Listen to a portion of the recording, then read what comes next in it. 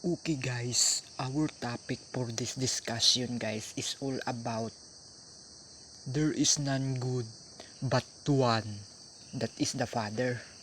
So pay attention and observe and study about this teaching guys, because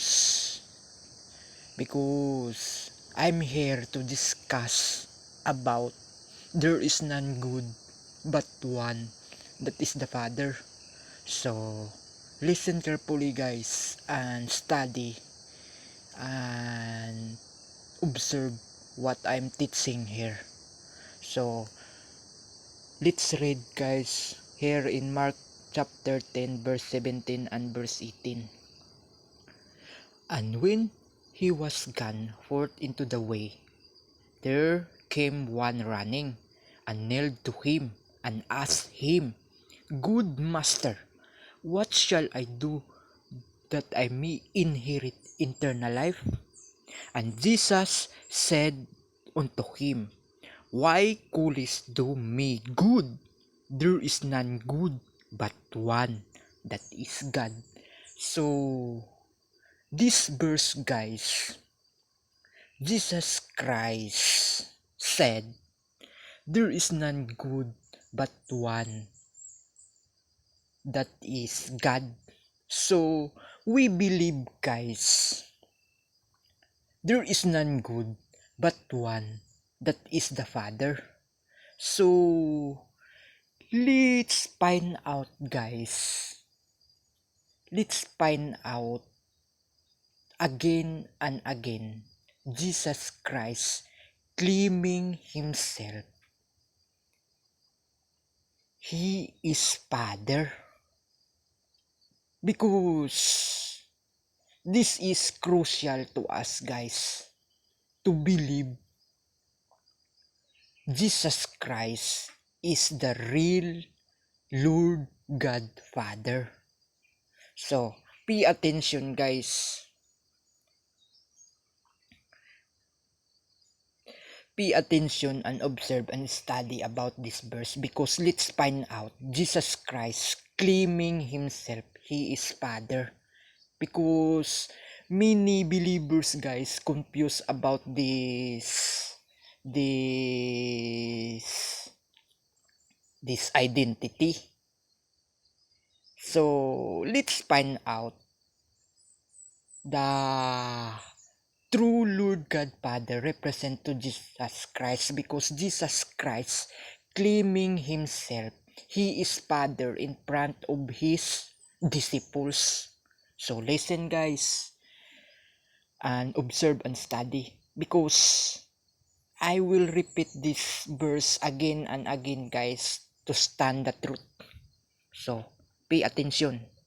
And the disciples were astonished at his word, but Jesus answered again and said unto them, Children, how hard is it for them that trust in riches to enter into the kingdom of God?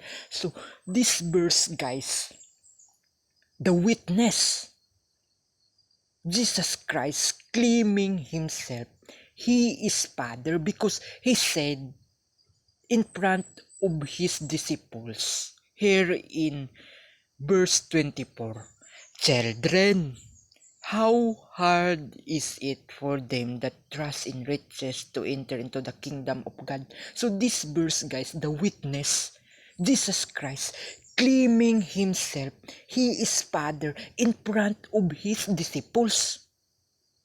So observe and study about this verse guys, because I'm here to stand the truth about the true Lord God Father represent to Jesus Christ.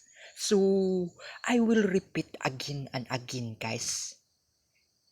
John chapter 10 verse 30 and verse 33 up to verse 33. So observe guys and study wisely to avoid wrong teaching, because the deceiver guys deceive many. So I'm here guys to reveal the truth about the true identity of my Lord God Father Jesus Christ. So let's find out Jesus Christ claiming himself, he is Father. So observe and study about this teaching. So verse 30 guys, Jesus Christ said, I and my Father are one. Then the Jews took up stones against to stone him. Jesus answered them, many good works have I shown you from my Father. For which of those works do you stone me? The Jews answered him, saying, for a good work we stone thee not, but for blasphemy, and because that thou being a man makest thyself God. So the Jews thought, guys, Jesus Christ committed blasphemy because the Jews believe there is none God but one, that is the Father. And Jesus Christ said, I and my Father are one. So this verse, guys, Jesus Christ claiming himself, he is God Father. Because he said, I and my Father are one. So, I will repeat this verse again and again, guys. So, Jesus Christ, guys, does not commit blasphemy.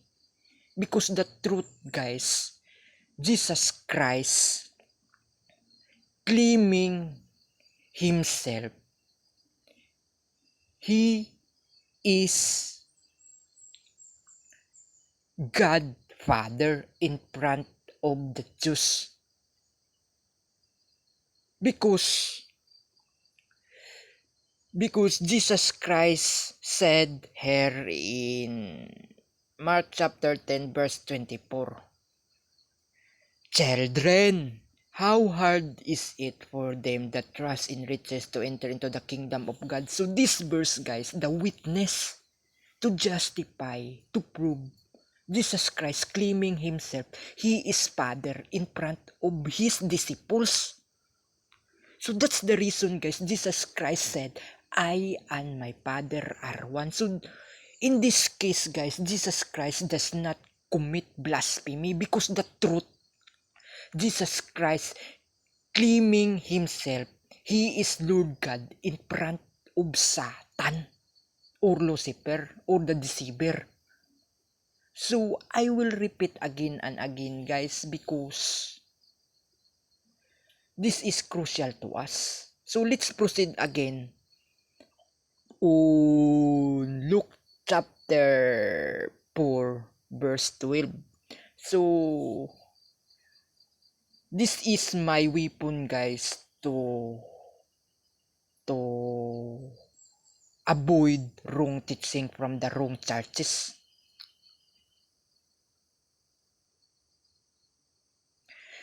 Okay, guys, we are here again and again because the Antichrist twist this verse, guys. So I'm here to stand and reveal this verse.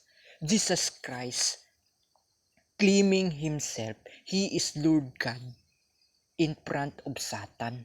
Jesus Christ said unto Satan, guys, or Lucifer, "Thou shall not tempt the Lord thy God." So the tempter, guys, represent to Satan or Lucifer. And Jesus Christ said unto Satan or Lucifer, "Thou shall not tempt the Lord thy God." So Jesus Christ, guys, did not mention the Father. Jesus Christ did not said to Lucifer or Satan, "Thou shall not tempt the Son of God." Jesus Christ absolutely, definitely, truly said unto Satan, "Thou shall not tempt the Lord thy God." So, this verse, guys, the witness to justify, to prove Jesus Christ claiming himself, he is Lord God in front of Satan. So, that's the reason, guys. Jesus Christ said, "I and my Father are one." Because there is none good guys, but one. That is God, Father. And there is none good but one. That is Jesus Christ, the righteous God, the spotless. So, this is my weapon, guys, to stand against the wrong teaching, guys. So, that's the reason I'm not believe the Catholic Church and their teaching, and I'm not believe also the Iglesia ni Manalo Church and their teaching. I'm not believe also on Soriano Church and their teaching, because I have evidence, guys, to justify Jesus Christ claiming himself he is Lord God in front of Satan. And I have evidence to justify Jesus Christ claiming himself he is Father in front of his disciples. So, it's up to you guys to believe their teachings, their teaching. Because Jesus Christ, guys, is the Alpha and Omega, the first and the last, the beginning and the end, the Almighty God. Because only Jesus Christ was dead and only Jesus Christ alive forevermore. Amen. So, this is my weapon, guys, to stand against the wrong teaching from the wrong churches. I have evidence, guys. And the Antichrist twist this verse. So, be careful. And I hope, guys, please study and observe about this chapter and verses, and always be careful. Be careful on the wrong churches, guys, because many deceive, guys. So I have evidence, guys.